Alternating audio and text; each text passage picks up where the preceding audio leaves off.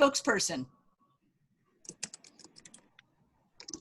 Now, Shay, I'm staring at you because you're right next to me, but that doesn't mean you're the spokesperson. Could be Skylar. Well, I haven't sent it in the group chat, so I guess I'm the only one with it. Okay, so get a little bit closer to your speaker or your microphone and go. Timer's on. Okay. Brendan continuously got emails from this woman. The saleswoman knew he was married, but nagged him to see if he would act on it. She saw his wedding ring on his finger, but that made her all the more interested. Breaking his vow to not meet other women, Brendan tried to be discreet. They met in one dark corner in the food court, disguised enough not to be noticed, but not enough to be suspicious. But that wasn't enough. Mrs. Blankenship knew. She had a friend to follow. Seeing all of his emails with the quote-unquote bookseller, she was suspicious. Her friend saw the woman stroking his arm, leaning in, being flirtatious.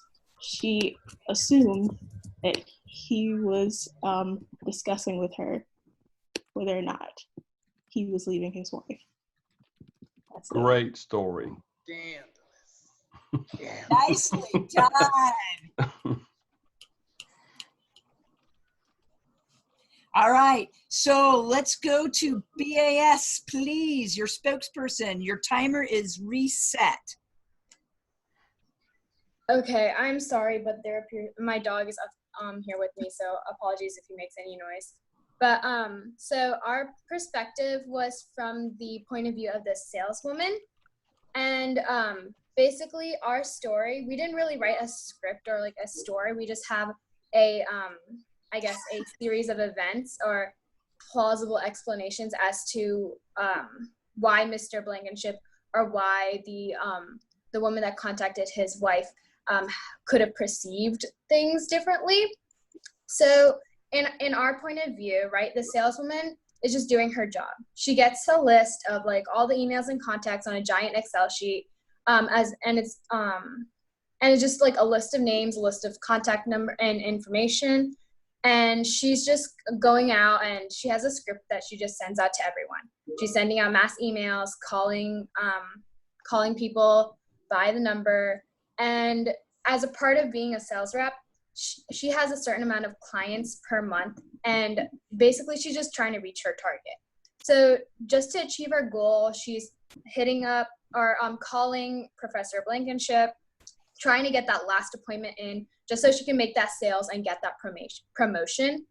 And so finally, Professor Blankenship agrees, to go and meet at like Starbucks or a local coffee shop just to get that appointment done. In Professor Blankenship's point of view, he was talking about how she was giggly and touchy, but as a part of being a sales rep, it's her job to create that connection to that person. Time's up. Nicely done. Very formed. Snap. Great job. Thank you for taking that position. All right. So it is now time for Justice League. Your timer is being reset. Okay. We did the friend. Oh, I'm supposed to bend and snap, apparently. Sorry about that, BAS. Okay. Are you ready? Yes. Please go. Okay.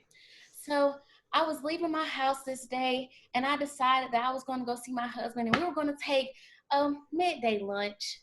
So upon my entrance to the restaurant, I see an old friend, Mr. Blankenship. And as I go to approach the table, a nice young woman is walking up. So I just said, honey, let's go sit at our table in the back so we can watch what's happening. And as we're watching the scene unfold, we see some touching and some giggling, and I had to call my friend Miss B. When I got Miss B on the phone, I said, you'll never believe what I'm seeing here right now. Your husband is at lunch with another woman, and I don't know what they're talking about, but it does not look good. You need to get him in check when he gets home. Miss B said on the phone, my husband would never do that. He has a rule. I said, well, rules are changing, and you need to get him in line. Because right now, he's at a table with another woman, and it does not look friendly. As I proceed to leave out the restaurant, I make sure that me and my husband go out the side entrance so that we're not seen. But I hope that upon entrance to the house, Miss B gets Mr. Blankenship in check, because there is no reason he should have been sitting with this young lady at lunch, especially not some friendly touching. I don't know, was that time? Do I still have time? Yeah, you still have time, 30 seconds. Especially not some friendly touching. So me and my husband, we walk on back to our jobs. And when I get home that night, I call Mrs. B and I say, make sure you set the phone up so I can hear when you had this conversation. She says, well, I don't plan on doing that to my husband. We're just going to talk it out. And later that night, I get a call saying it was just a business meeting. Well, that's what Miss B thinks. But I was there. And I know good and well, it did not look friendly. And nobody was selling any books at that table. That's all I got. Brandon, you're in trouble, man. That's great. Dude, come through. Preach, sis. Excellent work. Got all my life for today. I'm sorry.